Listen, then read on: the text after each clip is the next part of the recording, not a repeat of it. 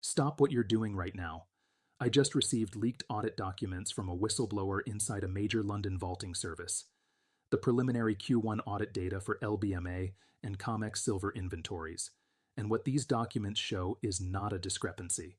It's not an accounting error. It's proof that the vaults are effectively empty. The paper-to-physical silver ratio that exchanges claim is 85-1 is a lie. The real ratio, according to these leaked documents, is 340-1. For every ounce of actual physical silver sitting in registered vaults available for delivery, there are 340 ounces of paper claims against it, and this morning, physical silver premiums at wholesale dealers spiked to 60% over spot price because the smart money just got confirmation of what I've been warning you about for weeks. The silver is gone. This is John AG. Let me connect this to what I told you on Saturday because the validation is so complete that it's almost uncomfortable. Saturday, February 15th, I published a video showing you CME Group Amendment 724H. ComEx just banned retail silver delivery. Only institutions with 100-plus contracts can take physical metal. I explained that delivery restrictions signal inventory crisis, that exchanges don't ban delivery when vaults are full. They ban delivery when vaults are empty, and they need to prevent a default. Some of you positioned immediately. Some of you said I was exaggerating, and now, 72 hours later, I have the leaked audit documents that prove exactly why they banned retail delivery. Because if even 1% of contract holders demanded physical metal today, the exchange would default. Not might default. Would default. Mathematically, inevitably, completely. The vaults do not contain the metal. The contracts promise delivery that cannot be fulfilled. And the entities that run those exchanges knew this before they implemented the ban. System collapses don't happen randomly, and neither do whistleblowers. When someone inside a major vaulting service risks their career, their reputation, potentially their freedom to leak preliminary audit data, it's because what they discovered is so significant that staying silent feels worse than the consequences of speaking. The whistleblower who sent me these documents works for a firm that handles physical custody for LBMA-approved vaults in London. Their job is to reconcile the physical inventory, the actual bars sitting in the vault, with the paper claims, the contracts, and certificates that say those bars are allocated to specific owners. During the preliminary Q1 2026 audit, a discrepancy appeared, the kind of discrepancy that should not be possible if the reporting has been accurate. The number of ounces claimed as allocated and registered exceeds the number of ounces physically present in the vaults by a ratio that makes the system insolvent. And when my source tried to escalate the discrepancy internally, they were told to adjust the reconciliation methodology, not to investigate the missing metal, to change how the metal is counted so the numbers match. Here's what the leaked documents show, and I need you to understand the significance of each data point. The LBMA reports approximately 1.1 billion ounces of silver in approved vaults as of December 2025. That number includes allocated, unallocated, and various custodial categories. The ComEx reports approximately 290 million ounces of total silver inventory as of February 2026, with 103 million ounces in the registered category available for delivery. Those are the official public numbers. The leaked audit documents from the London Vaulting Service show something different. Of the silver claimed as allocated in LBMA vaults, approximately 68% exists as accounting entries with no corresponding physical bars. The bars were either never delivered, were leased out and not returned, or were sold and the accounting was not updated. Of the remaining 32% that does physically exist, approximately 40% is encumbered by multiple claims. The same bar is allocated to multiple parties simultaneously through rehypothecation chains that were never properly disclosed. When you do the math, the actual unencumbered physical silver available in LBMA vaults is approximately 210 million ounces, not 1.1 billion. And the paper claims against that silver total approximately 71 billion ounces when you include futures, options, ETF shares, unallocated accounts, and derivative exposure. That's a 340-1 ratio. For every physical ounce, there are 340 paper claims. Let me explain why a 340-1 ratio makes default inevitable rather than just likely. In a fractional reserve system, whether banking or precious metals, the system stays solvent as long as redemptions remain below a certain threshold. If 1% of depositors want their money, the bank has enough cash. If 5% want their money simultaneously, the bank fails. The threshold for silver based on the leaked audit data is below 1%. If 0.3% of paper silver holders demand physical delivery today, the system cannot fulfill those demands with available inventory. The ComEx retail delivery ban on Saturday was the exchange's way of ensuring that threshold is never reached. By restricting delivery to institutions with 100-plus contracts, they've eliminated approximately 80% of potential delivery requests. Retail traders holding 5 contracts, 10 contracts, 50 contracts can no longer take delivery. Only the largest participants can. And those largest participants, the institutions and commercial users, are the entities least likely to demand delivery all at once because they need ongoing access to the exchange for hedging and operations. The ban was surgical. It eliminated the cohort most likely to trigger a default while preserving access for the cohort that keeps the system functioning. Now let me show you why the whistleblower's documents are credible and not just another internet rumor. The documents include vault location identifiers, bar serial number ranges, and custodian codes that match LBMA's internal systems. I verified 3 of the vault identifiers with publicly available LBMA vault lists. They match. The documents include references to specific allocated accounts by code, not by name, showing transactions from Q4 2025 where bars listed as allocated were actually leased to third parties and moved out of the vault. The accounting shows the bars as still allocated to the original owner while simultaneously being in possession of the lease counterparty. That's double counting.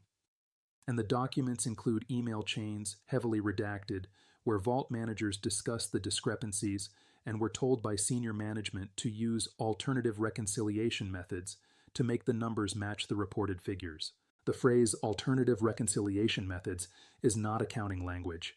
It's cover-up language. It means adjust the numbers until the problem goes away on paper, even if the metal is still missing. Here's the real-time intelligence that confirms the market knows something is wrong. My contact at a major U.S. bullion dealer sent me pricing data from overnight trading.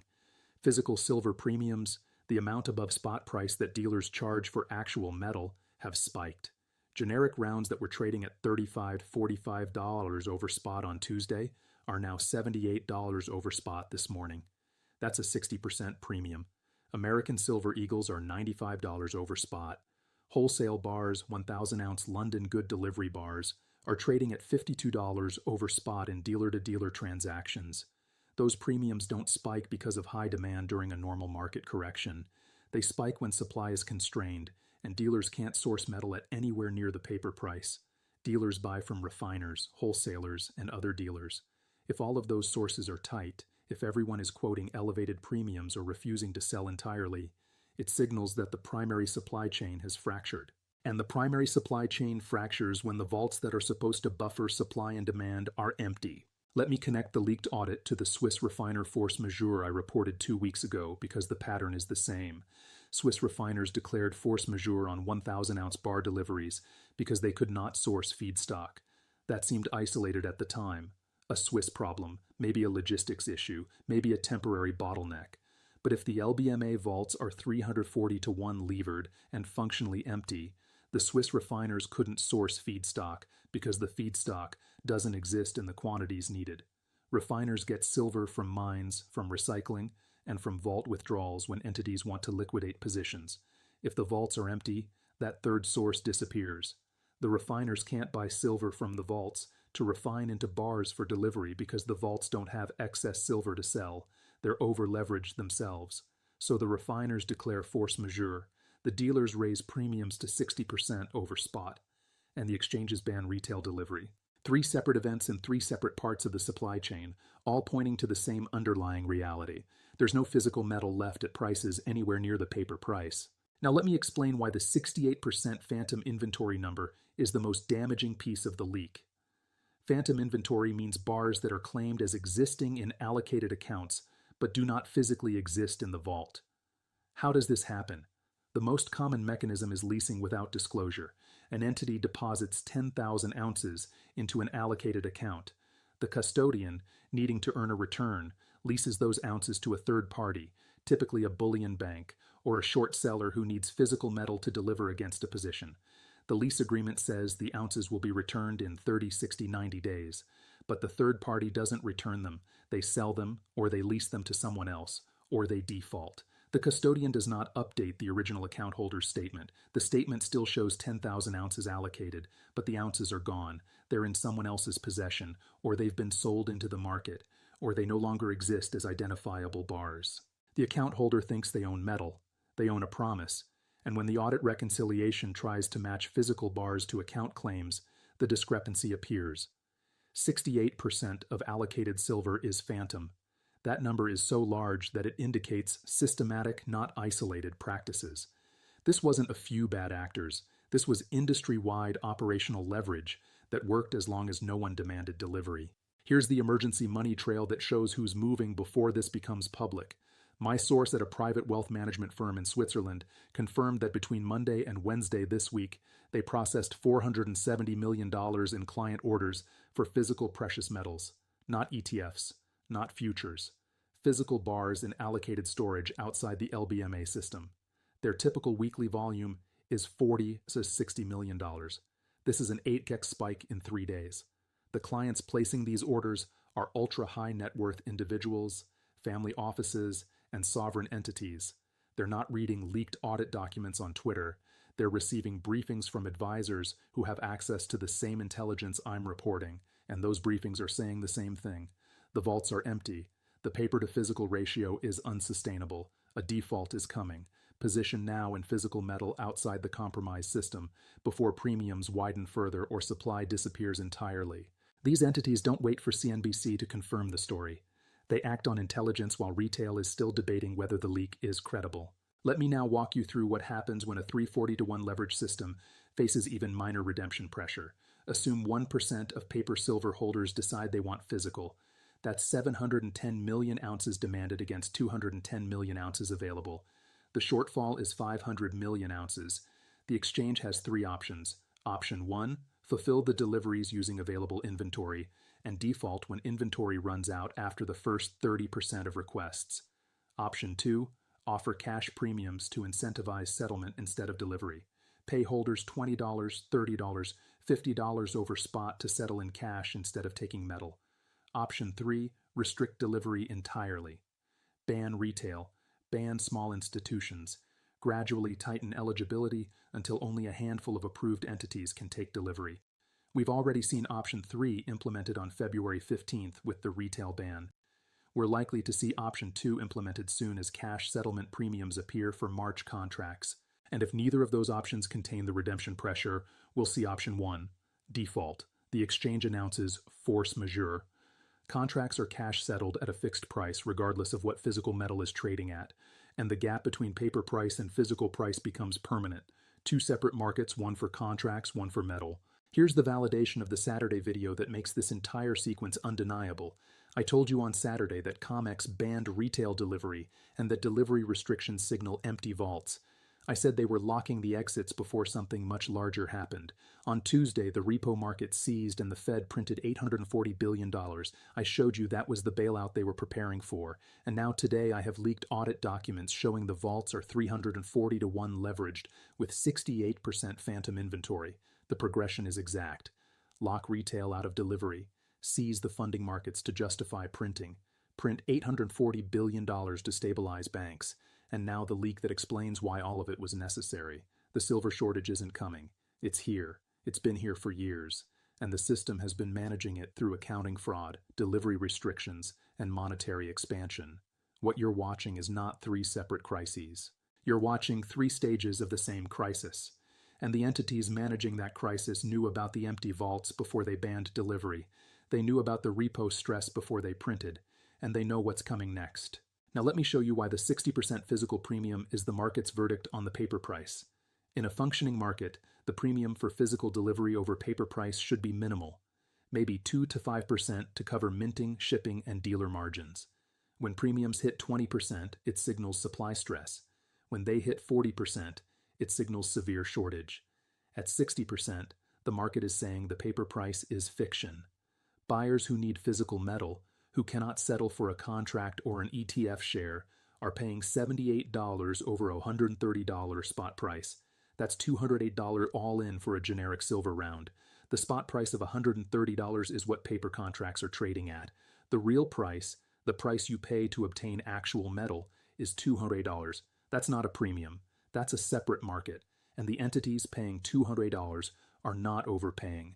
They're paying the true clearing price for physical silver when supply is constrained, and paper claims are 340 to 1 over-leveraged. The $130 paper price is the price of a promise that might not be fulfilled. The $280 physical price is the price of the metal itself. And as more people realize the distinction, the gap widens. Here's the asymmetric positioning that makes sense right now, because the default timeline is measurable in weeks, not years.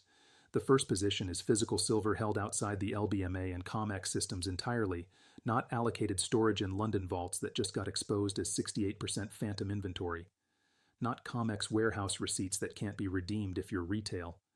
Physical metal in your direct possession or in fully allocated, segregated insured storage with a custodian that's not part of the LBMA network. The reason is simple. If the LBMA vaults are 340 to 1 levered, any entity holding metal in those vaults is an unsecured creditor in a bankruptcy. When the default happens, when the exchange or the custodian admits they cannot fulfill deliveries, your allocated account becomes a legal claim in a liquidation proceeding. You don't get metal, you get a place in line with all the other claimants. And in a 340 to 1 scenario, the recovery rate is 0.3 cents on the dollar. Physical metal outside that system is not subject to those claims. It exists. You own it. No counterparty. No default risk. The second asymmetric position is understanding that the leaked audit data, if it becomes widely known before it's officially buried, will trigger the mother of all short squeezes. There are hedge funds, bullion banks, and trading firms that have been short silver for years. They sold silver they don't own, expecting to buy it back cheaper. Their positions are profitable as long as the paper price stays low. But if the audit leak goes viral, if the 3R40 to 1 ratio becomes public knowledge, if LBMA and ComEx face congressional inquiries or regulatory investigations, those short sellers face catastrophic losses. They're short a metal that doesn't exist in the quantities needed to cover their positions. A short squeeze happens when shorts are forced to buy to close positions, driving price higher, forcing more shorts to cover, driving price even higher in a feedback loop. The setup for silver is the largest short squeeze in commodity market history, and the trigger is public awareness of the vault inventory fraud. If this leak spreads before the official audit is released and the numbers are adjusted, the short covering will be violent. The entities positioned in physical metal before that squeeze will see gains that are not speculative. They're mathematical. Shorts need to cover 340 ounces of paper exposure for every 1 ounce of physical available.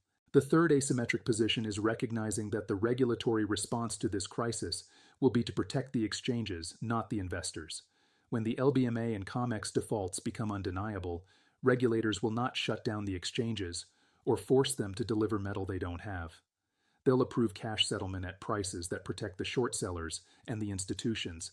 They'll change the contracts retroactively. They'll implement price controls if necessary. And they'll do all of this while saying it's to maintain market stability and protect the integrity of the financial system. The entities positioned in physical metal before those rule changes are grandfathered into a market structure that benefits them. The entities waiting for official confirmations will be on the wrong side of rule changes designed to prevent their claims from being fulfilled. This is not speculation. This is pattern recognition from every previous commodity market failure. When the system breaks, the insiders change the rules to protect themselves. Position before the rule changes are announced. Here is where we are with the precision the leaked documents permit. A whistleblower from a major London vaulting service leaked preliminary Q1 2026 audit data showing the paper-to-physical silver ratio is not 85 to 1 as claimed. It's 340 to 1. Of the silver claimed as allocated in LBMA vaults, 68% exists as accounting entries with no corresponding physical bars. The remaining 32% is 40% encumbered by multiple claims through undisclosed rehypothecation. Actual unencumbered physical silver in LBMA vaults is approximately 210 million ounces against 71 billion ounces of paper claims. If 0.3% of paper holders demand delivery, the system defaults. ComEx banned retail delivery on February 15th to prevent that threshold from being reached. Physical silver premiums spiked to 60% over spot this morning as dealers cannot source metal anywhere near the paper price. Ultra-high net worth clients are placing orders 8x normal volume for physical metal outside the LBMA system. The vaults are empty. The audit proves it. and the entities that run those vaults banned retail delivery before the audit data could leak. I warned you on Saturday they were locking the doors. Now you know exactly why. This is John AG. I just received leaked LBMA audit documents showing 340-to-1 paper-to-physical ratio and 68% phantom inventory. The vaults are empty. The silver is gone. ComEx banned retail delivery because if 1% demanded physical today, the exchange would default mathematically and completely. Physical premiums hit 60% this morning because smart money knows the paper price is fiction. I told you on Saturday they changed the rules. Tuesday I showed you the $840 billion bailout. Today, I have the leaked proof of why all of it was necessary. The system is 340-to-1 overleveraged. Default is inevitable, and the window to position in physical metal outside the compromised vaults is measured in days, not weeks. Subscribe immediately because the official audit will be released with adjusted numbers, and this leak will be buried. The entities that act on leaked intelligence position before the official narrative is established. This is the mother of all short squeezes setting up in real time. And if you're holding paper claims instead of physical metal, you're an unsecured creditor in a bankruptcy that's about to be declared. This is John AG, and the vaults are empty right now.